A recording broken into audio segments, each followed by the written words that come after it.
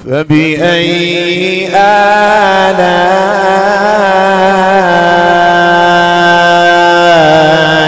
ربكما تكذبان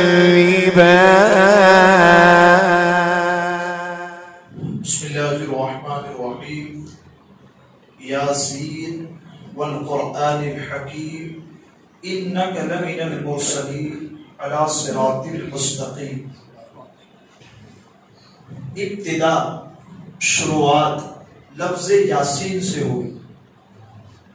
یاسین کا معنی اور اس کا مطلب ایک تو یہ کہ یہ حروف مقطعات سے.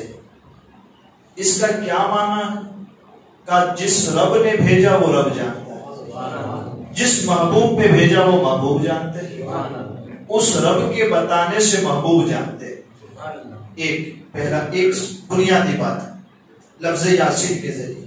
ایک اور بات یہاں یہ پتا چلتی ہے کہ یہ جو یاسین لفظ ہے یہ حضور صلی اللہ تعالی علیہ وسلم کا نام بھی استعمال ہو گیا. اب یہاں پر چل کر کے ایک اور بات سامنے آئی. اعلیٰ حضرت امام احمد رضا رحمت اللہ تعالی علیہ محدث بریلوی آپ فرماتے ہیں کہ یہ جو لفظ یاسین ہے اس کا بندہ کسی کو کہے کہ بھئی آپ کا نام کیا ہے, کہا یاسین.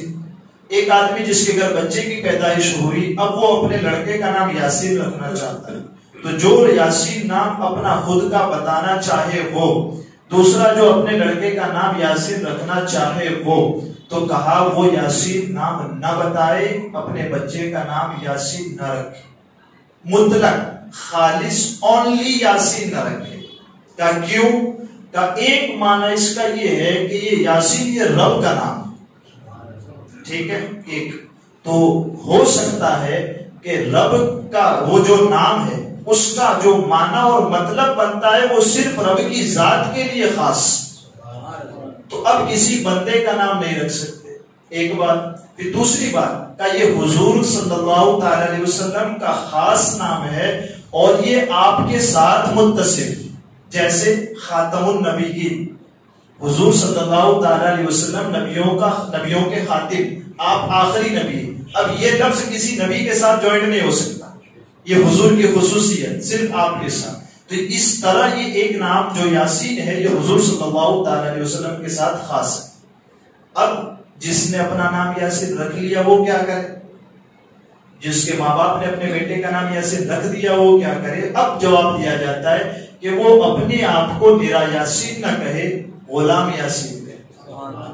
تو جو لوگ نام اپنا بتانا چاہیں یاسین وہ خالص یاسین نہ بتائیں, غلام یاسین بتائیں. اور اگر اپنے بچے کا نام رکھنا چاہتے ہیں یاسین تو خالص یاسین نہ رکھیں, غلام یاسین رکھیں. یہ بات کلیئر ہوگی. دوسری آیت جو قرآن میں بیان فرمائی, یاسین والقرآن الحکیم, سبحان اللہ, حکمت والے قرآن کی قسم. اللہ تبارک و تعالی قسم یاد فرماتا ہے, حکمت والے قرآن کی قسم. اچھا, بات بڑی اہم ہوگی تبھی تو قسم کھائی. اب قسم کھانے کے بعد جو بات آ رہی ہے وہ کیا ہے؟ انک لمن المرسلین, میرے محبوب یقیناً آپ رسولوں میں سے ہیں. اور آگے علی صراط مستقیم, آپ رسولوں میں سے بھی ہیں اور سیدھی راہ پر بھی ہیں, صراط مستقیم پر بھی. اچھا, یہ کیوں ذکر ہوا؟ تو اس کا جواب دیا جاتا ہے کہ جو کفار مکہ, سورہ مزمل میں بھی ہم نے یہی بات سماعت کی تھی, سورہ ملک تبارک میں بھی یہی بات سماعت کی تھی. اب یہاں پر بھی آ کر وہ بات آتی ہے کہ کافر کفار مکہ جو ہے وہ حضور صلی اللہ تعالی علیہ وسلم کو کیا کہتے تھے کہ آپ تو رسول نہیں ہیں. اللہ اکبر. دوسرا, اللہ تبارک و تعالی نے ہماری طرف کوئی رسول بھیجا نہیں ہے. جب حضور صلی اللہ تعالی علیہ وسلم اپنا نبی ہونا ظاہر فرماتے تو وہ جواب میں ریپلائی میں کیا کہتے؟ آپ تو رسول نہیں ہیں, اللہ نے ہمارے پاس کوئی نبی بھیجا نہیں ہے.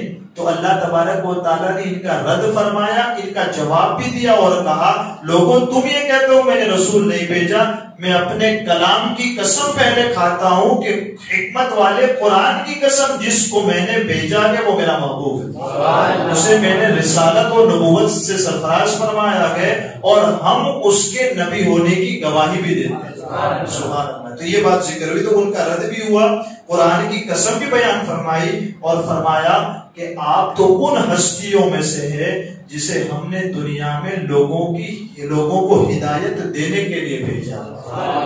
ٹھیک، یہ بات ذکر ہوئی، یعنی آپ ہدایت دیتے بھی ہیں. کیسی؟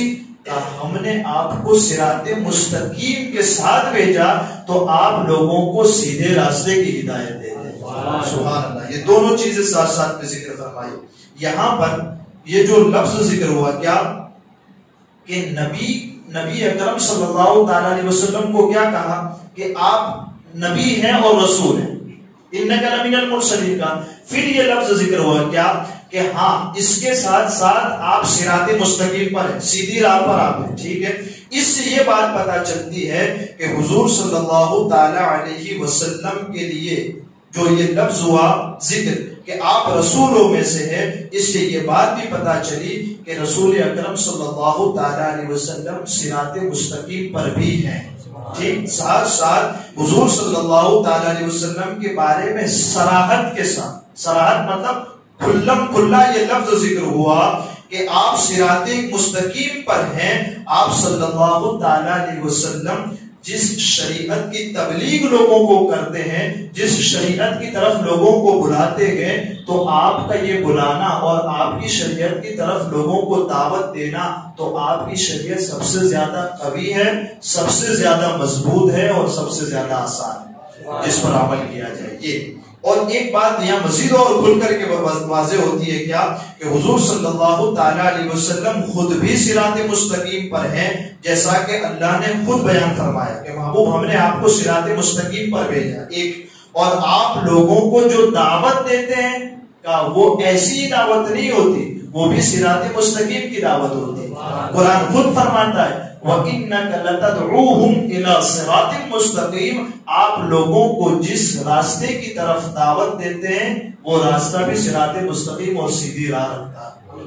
قرآن پھر آگے بیان فرماتا ہے کہ صراط مستقیم کی طرف رہنمائی بھی کرتے ہیں، جیسا کہ اللہ ارشاد فرماتا ہے وَإِنَّكَ لَتَهْدِي إِلَى صِرَاطٍ مُسْتَقِيمٍ. محبوب یقیناً آپ لوگوں کو سیدھے راستے کی طرف رہنمائی کرتے ہیں، سیدھے راستے کی طرف بلاتے ہیں. اور ایک اور لفظ یہاں ذکر فرمایا کہ اتنا نہیں کہ آپ بلاتے ہیں صراط مستقیم کی طرف، یہاں جو قد جاءکم من اللہ نور و کتاب مبین، اس کے بعد جو لفظ ذکر ہوا یہدی بہ اللہ، یعنی اللہ تبارک و تعالی اب آپ ہی کے ذریعے لوگوں کو صراط مستقیم کی ہدایت عطا فرماتا. اب خاص فرماتے ہیں حضور کی ذات کو صراط مستقیم کے ساتھ، یعنی کہ اب اگر صراط مستقیم اگر کسی کو مل سکتا ہے تو وہ حضور کی ذات سے مل سکتا ہے. ملے گا کس کو؟ رب چاہے گا اس کو، لیکن کس کا ذریعہ ہوگا؟ کہ وہ میرے محبوب کا ذریعہ ہوگا. میرے محبوب ہی کے ذریعے اب صراط مستقیم کی ہدایت لوگوں کو نصیب ہوگی.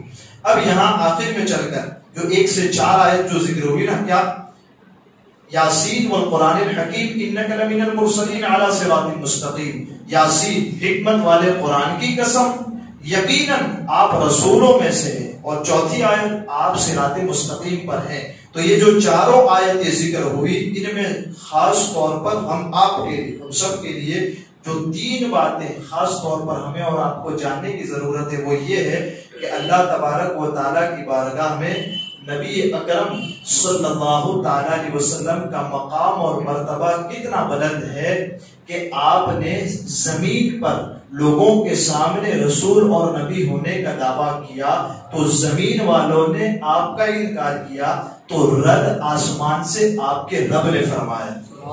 یعنی کہ جواب کس نے دیا؟ آپ کی طرف سے آپ کے رب نے جواب دیا. تو اس سے حضور صلی اللہ تعالی علیہ وسلم کا مقام اور مرتبہ سمجھ میں آتا ہے کہ اعتراض جب زمین والے کرتے ہیں تو اعتراض کا جواب آسمان والا آسمان سے نازل فرماتا ہے. آسمان والا سے مطلب اللہ تبارک و تعالیٰ آسمان سے قرآن کے ذریعے جواب عطا فرماتا ہے. یہ ایک بات. دوسری بات، اللہ تبارک و تعالیٰ کی بارگاہ میں حضور صلی اللہ تعالی علیہ وسلم عظمت کے ایسے اعلیٰ مقام پر فائز ہے کہ اللہ تبارک و تعالیٰ نے آپ کی رسالت کی گواہی اپنے کلام کی قسم کھا کر کے یاد فرمائی. قرآن کیا ہے؟ اللہ کا کلام ہے. اللہ تبارک و تعالیٰ خود اپنے کلام کی قسم یاد فرماتا ہے. کیا یاسین والقرآن الحکیم، حکمت والے قرآن کی قسم، کیا یقیناً آپ رسولوں میں سے. تو یہ حضور صلی اللہ تعالی علیہ وسلم کا خاصہ ہے. کم و بیش 1,24,000 انبیاء کرام میں جس کو اس وصف کے ساتھ متصف فرمایا اللہ نے قسم کے ساتھ، وہ ہمارے آقا کہ جس کی رسالت کو اللہ نے اپنے کلام کی قسم کے ساتھ متصف فرما دی. اور تیسری اور آخری بات یہ کہ حضور صلی اللہ تعالی علیہ وسلم کو سرداری کا، حضور صلی اللہ تعالی علیہ وسلم کو لیڈرشپ کا جو مقام اور مرتبہ ملا وہ کائنات میں کسی اور کو نہیں. یہ 4 آیتوں سے یہ بات جو کھل کر کے ہمیں اور آپ کو سمجھ میں آتی ہے وہی حضور صلی اللہ تعالی علیہ وسلم کے مقام کی عظمت، حضور صلی اللہ تعالی علیہ وسلم سے اللہ کتنی محبت فرماتا ہے، اس وہ بیان بھی کھل کر کے سامنے آتا ہے. اللہ تعالیٰ مجھے آپ کو کہنے سننے سے زیادہ علم عمل کی توفیق عطا فرمائے. قرآن مقدس کو سیکھنے، سمجھنے، اس کے ترجمے تفسیر کو یاد رکھنے، دل میں بسانے، اس پر عمل کرنے، لوگوں تک پہنچانے کی بھی اللہ تعالیٰ توفیق عطا فرمائے. ہمارے کہنے میں، سننے میں عمدن سہون کوئی خطا ہوئی ہو اللہ عز و جل اسے معاف فرمائے. استغفر اللہ ربی من کل ذنب واتوب الیہ، وصلی اللہ تعالی علی خیر خلقہ محمد وعلی آلہ واصحابہ اجمعین برحمتہ.